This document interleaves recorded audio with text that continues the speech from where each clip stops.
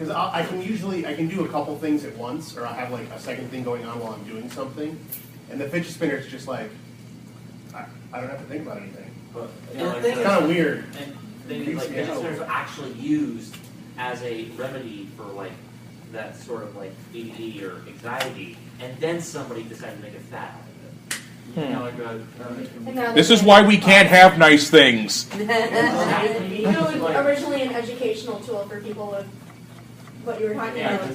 They're banning them in classrooms now, which is really frustrating. It's a toy. She can attest to it. I forgot your name, but she runs the Trocon booth. Yeah, and she also has pamphlets that she can have. They will be available now, or you can get them at Someone pass a couple back here, please. She has these like water-filled rock things, and all the times I've gone over there to talk to her, I just grab it and start playing with it. And it's, it's like a stress ball. Thank you. I have more up on my Well, there are two different ones. There's two different ones. Okay, I there have you more go. up on my table to get through. Okay. So he was playing with it, and about an hour later, he's still playing. I'm like, I think, yeah, it's something to make a fidget with this Like, What's the other one?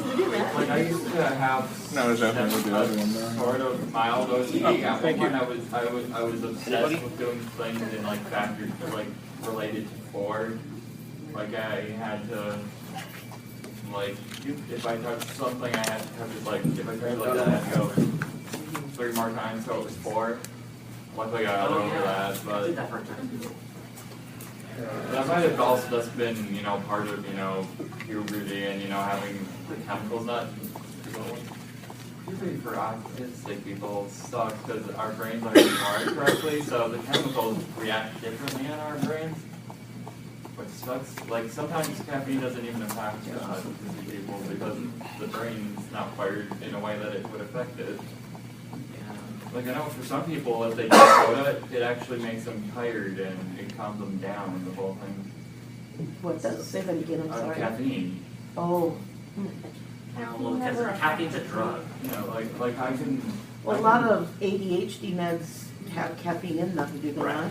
Yeah, they do. Yeah, because it seems for some reason that caffeine has the opposite effect. Did someone have something to say in the back? Go ahead. Do you have like any sensory problems like when you go to conventions? Do you have any sensory problems when you go to conventions?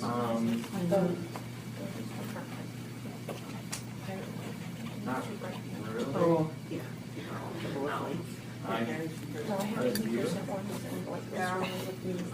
Noise bothers me.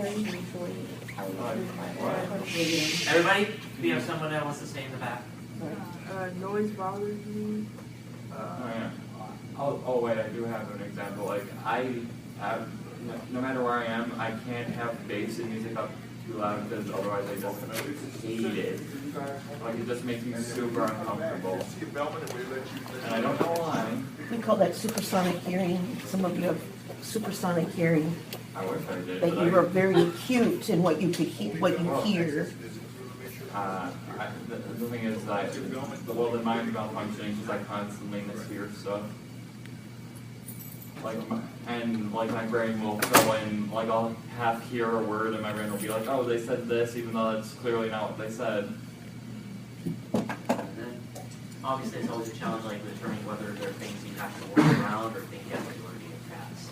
Because my parents were always trying to actually work with me to try to get past them. For example, one of the things that is about me is that I'm very punctual, very obsessed with getting things on time. It used to be very bad when I was little, 4 or 5. Yes.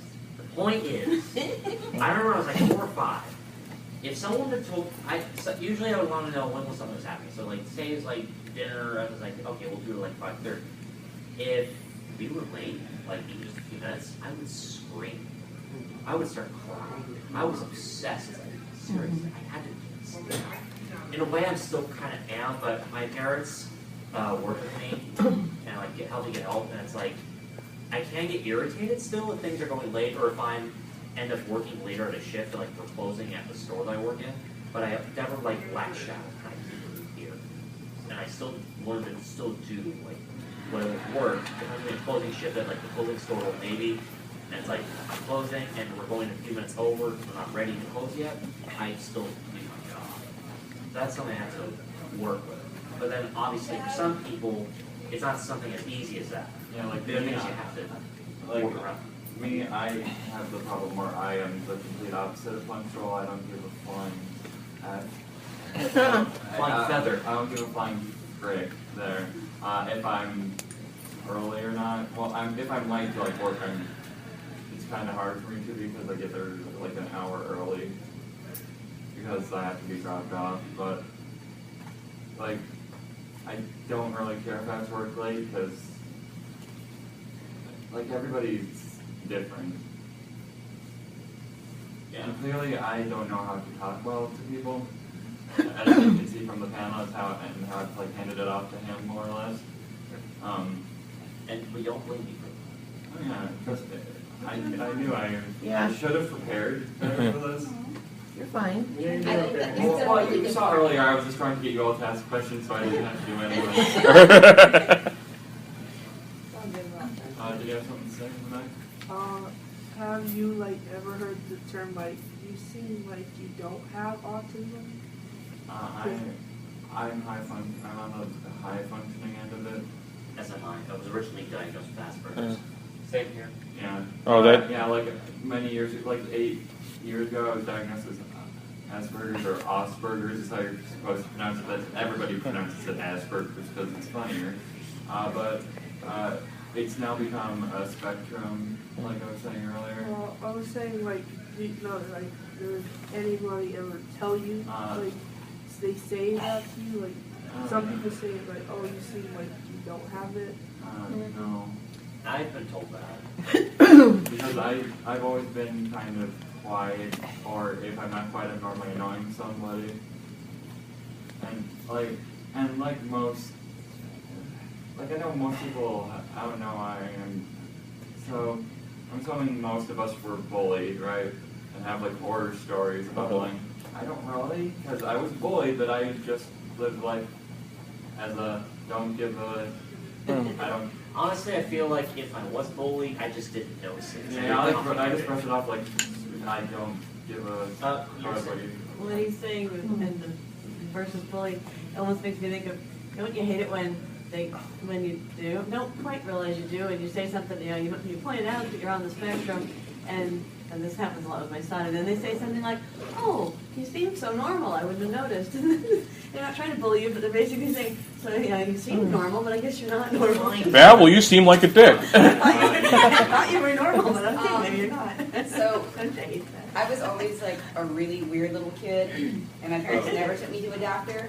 And now I've largely grown to suspect I am on the spectrum, but I don't know if there's any benefit to actually going to a doctor and trying to get a diagnosis. I guess most of the benefit would be knowing for sure that you are. But yes, they generally say that the earlier you're diagnosed, the better it is. I think it's Because mostly, then it's better managed. yeah, Because if they you- can actually if like you have help certain, you go because some through. people have tendencies that could impede work or social interactions. Like, I love having conversations that I'm not a part of at all. Me too. Most Yeah. often too, it's the high functioning girls or women that are the ones that get misdiagnosed and don't get diagnosed till they're older. I don't know why, but that's kind of what the But they always statistics say show. that- In other words, that they say you try to do it when you're younger.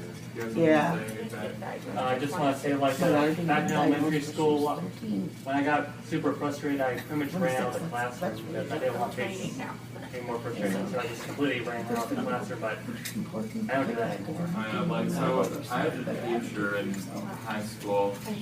At one point, she just stopped wanting me to go to the bathroom because my body, I had gone into a routine of going to the bathroom around her class time.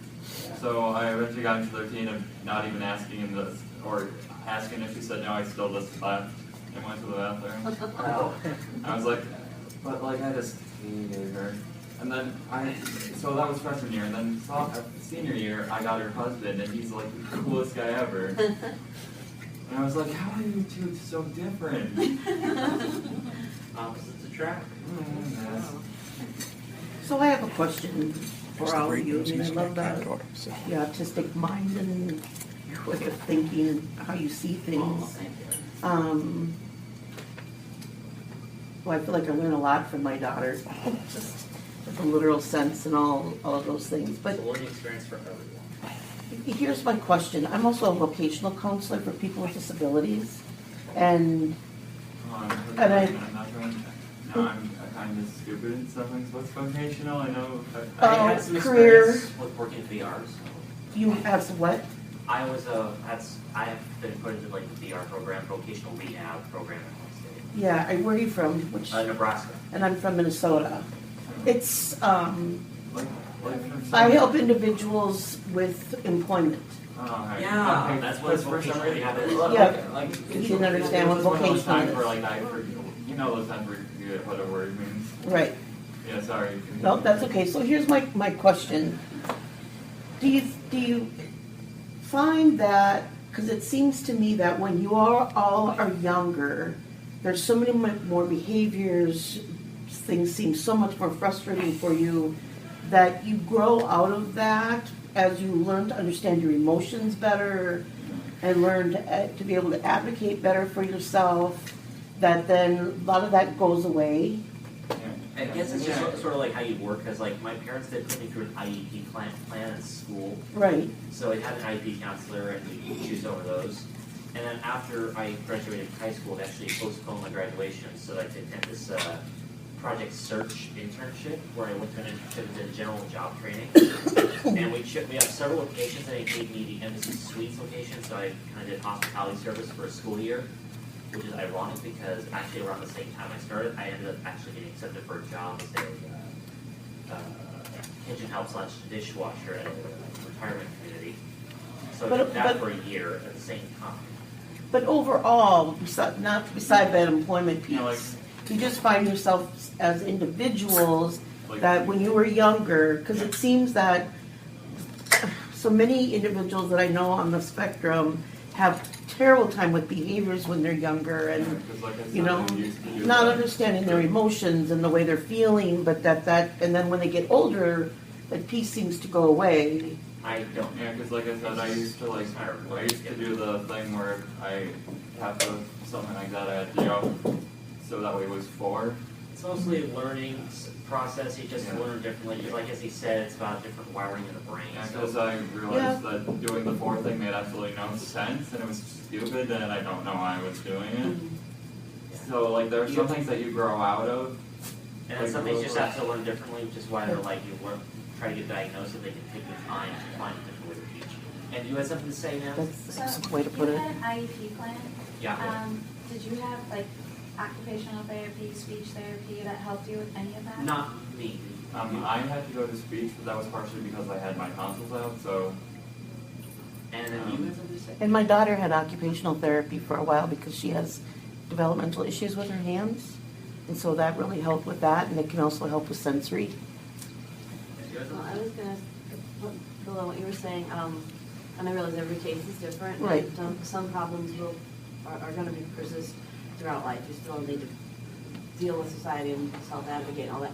But I remember reading some things that really made sense to me with how my son was and how my life was and all that.